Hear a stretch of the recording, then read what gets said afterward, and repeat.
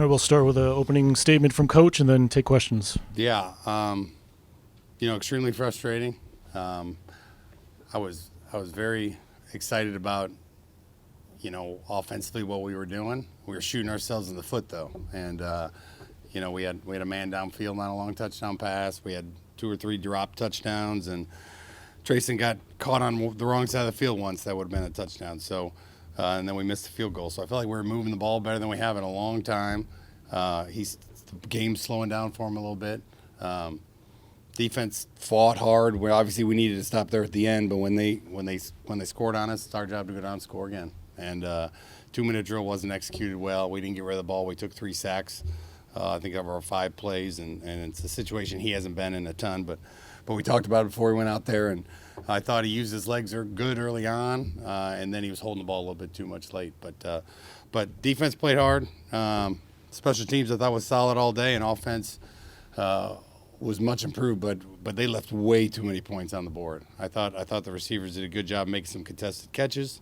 Obviously, Corey Crooms played a great game. Nate Anderson made some catches. Booch got the touchdown call back, but he was pretty solid all day. And we got to be better on offense. I thought we got better on offense, but we have to be way better, and that's what we're going to go back to work and do.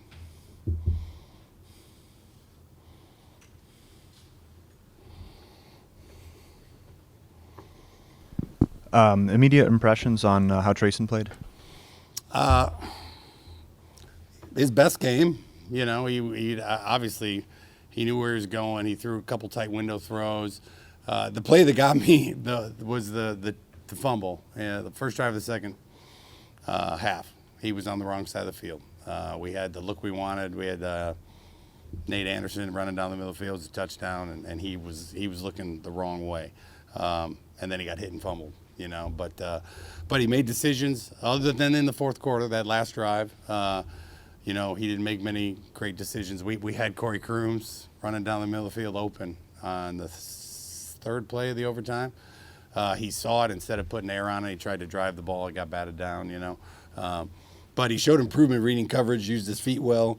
I wish he would have used his feet later on. I told him going into the 2-minute drill, hey, we got 3 timeouts. Keep using your feet. Get out of here. Go run. Get us 5-10, and then we'll use our timeouts. But he definitely showed some growth in certain areas. What I mean by that is reading coverage, putting the ball in tight windows and not just scrambling all the time. And then we need to protect him better. Obviously, we had Gideon go down and Dylan Dethridge go down, and we were shuffling the lines up a little bit. We need to give him a little bit more time, but I thought he showed growth, but we need better to win a close game. You kind of touched on his ability to use his legs. His pocket presence early in the game seemed really impressive. Yep. But then you mentioned the fumble and the sacks at the end. How do you just kind of assess where he's at pocket presence-wise right now? Well, for Game 3, he's doing a great job. I mean, it's not easy. He doesn't have a veteran group in front of him that's giving him a ton of time. A lot of our 7-man pros without healthy tight ends was harder, so we had to do more 6-man pros this week. We're trying to get the ball out of his hands quick, But I think in the third game he's doing a good job. But we got to be better. Period. The end. But like I said, the frustrating one for me was when he was on the wrong side of the field. Nate's our H.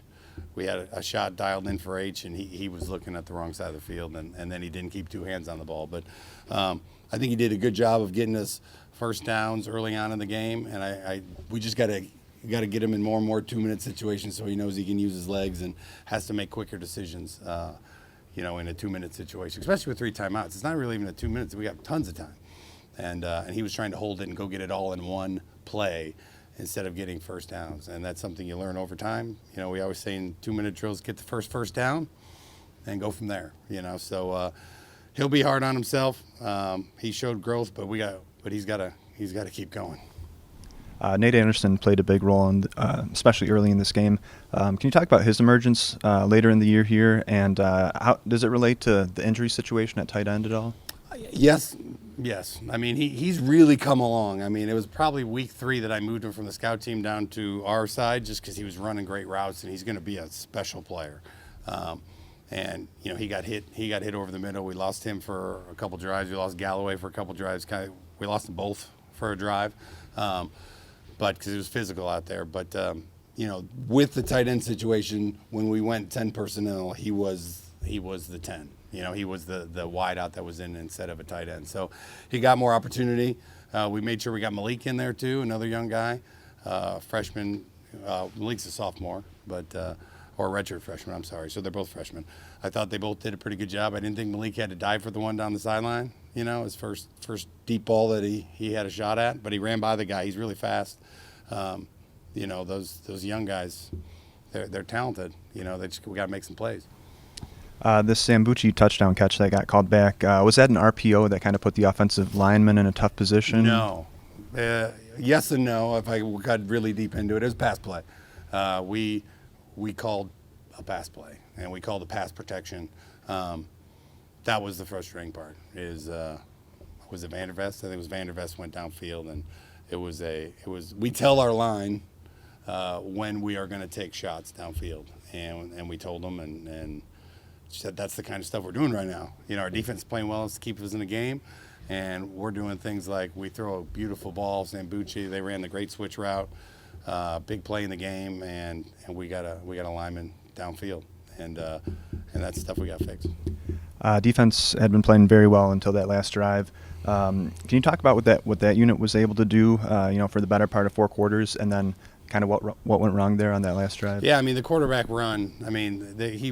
He was elusive. They on the one long run, we had our extra player there, and he ran into another block that was happening, and that's what sprung them. And we had him down the next time, and then they got on the holding call when they were holding the extra guy. But I thought they loaded up and ran the ball the whole time. They were going to try to just run the ball, eat the clock, and that's a physical game when they do that. When they have 6-0 linemen out there, 7-0 linemen out there, and we did that a little bit today as well. But I thought they were physical and tough all day and kept getting us the ball back. And yeah, I feel great punting with 3 minutes left with our defense. I feel like we're going to get a stop every time, and they didn't.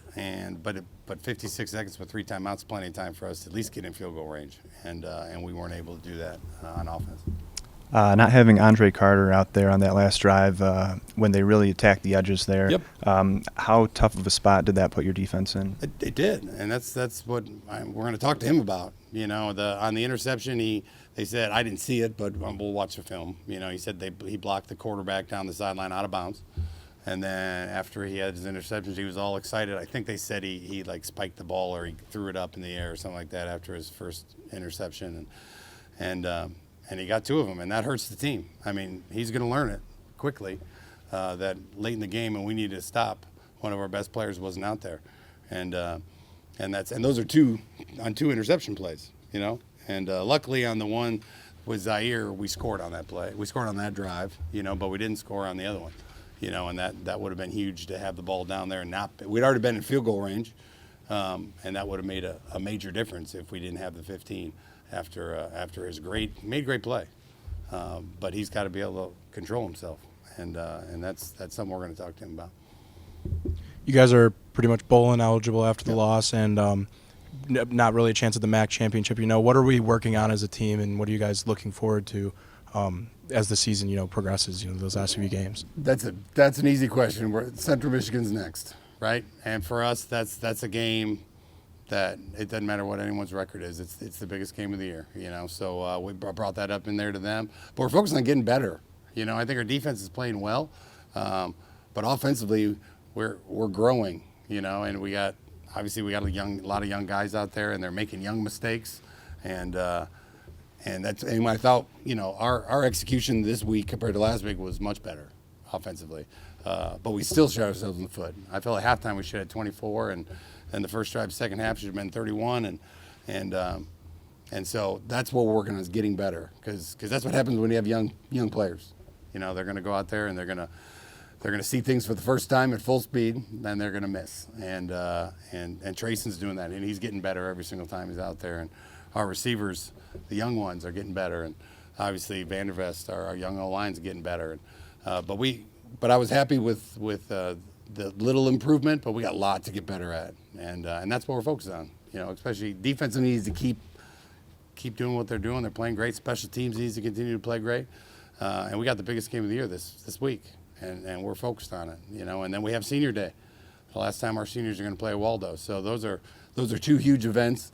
But man, we have so much to get better at on offense, and I'm excited for practice to get back to work with those guys. You mentioned just you have a bunch of young guys, and they're showing those flashes, that potential.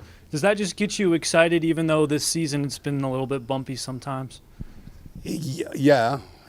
I mean, I was excited to watch Malik run and Trayson make some plays, and there's a lot of freshmen and sophomores out there with a ton of talent, and they're learning the hard way right now because it hurts when you lose, and especially when you do some good things and you score touchdowns and you leave points on the field, which is what we're doing.